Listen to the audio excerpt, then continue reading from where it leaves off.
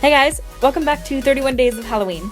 If you're new to my channel, 31 Days of Halloween is where I post a new Halloween costume makeup tutorial every single day in October. Make sure to subscribe so you don't miss out on any videos. There has been a ton. I can't believe we're already on day 18.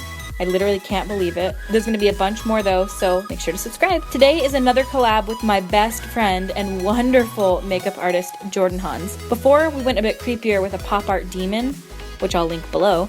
But today, we wanted to do something more beautiful, so we decided to do these ethereal avant-garde mermaids. Tons of glitter, soft and pretty. If you haven't subscribed to Jordan yet, I highly recommend it. She's also doing 31 Days of Halloween tutorials this month, and hers have been amazing. Seriously, she's such an incredible makeup artist, a hilarious and wonderful person. Definitely go check her out. To see my version of this avant-garde style mermaid, stay tuned. I started with my foundation, concealer, and powder already pre-done. Then I went in to contour my face. I used purples and pinks for this, and on a large fluffy contour brush, I brought it into the hollows of my cheekbones, up onto my forehead, and down onto my neck, starting from around my double chin and extending it downwards. Gotta get rid of that shit.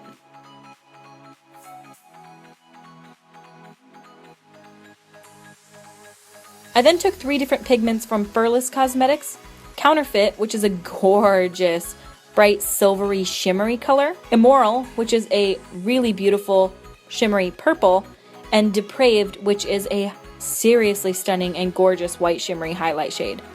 I took those on synthetic highlight brush from e.l.f. and packed them onto the high points of my face, but going very heavy-handed so that the look would be super reflective in dim lighting. I brought it up on my forehead, tops of my cheekbones, nose, cupid's bow, chin, okay, all over my face, really, honestly. I then contoured along my collarbone, bringing the shadow up above my collarbone and underneath. Also shading in between the center to give a very hollowed out appearance to my neckline. I don't have prominent collarbone areas, so I kind of have to suck my whole body back just to make them even stick out a little bit so I can kind of maybe tell where they probably are in there. I think I have them. I've just never been able to see them. They're underneath all the fat. I then decided I wanted to block out my eyebrows. Ideally, this would have been done before even doing our foundation, but I did it afterwards and it totally worked fine.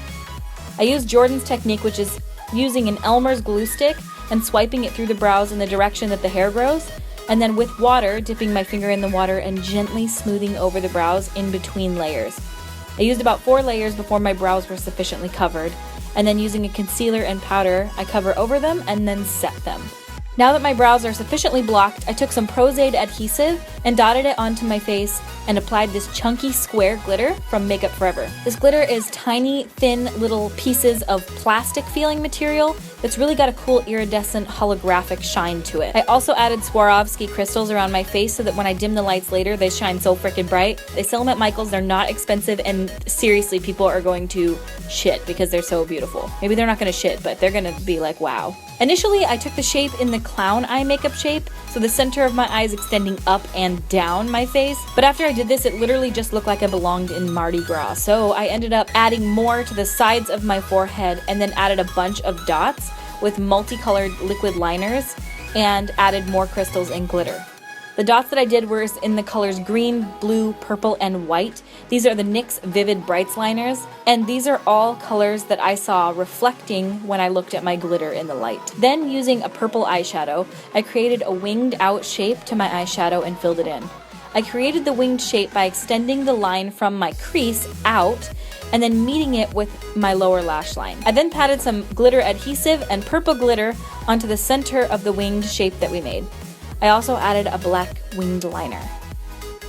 For my lips, I took some more of that purple shadow that we had put on our face to contour, and I ran it along the center of my lips. I then used the same shiny highlighters that we used to highlight our entire face and ran them along the perimeter of the lips to give a really cool, ominous appearance. I bought a pair of huge feather lashes from Joann Fabrics and put some Pros-Aide on the tips of them and then dipped them in that same chunky square glitter as my face, and after they dried, I applied them to my eyes. I also dotted the same glitters in the center of my chest where the hollows meet.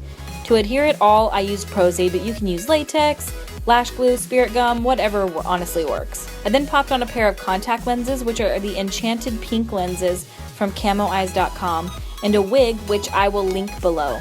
And that's it.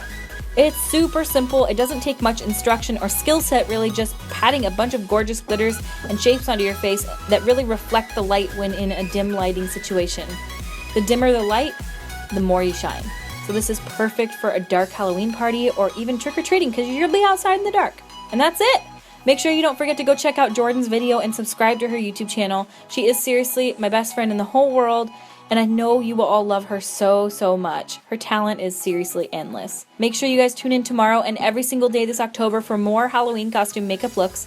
There'll be some pretty intense tutorials coming up, some pretty ones, some scary ones. So make sure you subscribe so you don't miss out on the fun, and you can be notified when the videos go live, which is usually around 5 p.m. Pacific Standard Time. Sometimes I'm a little late, like today.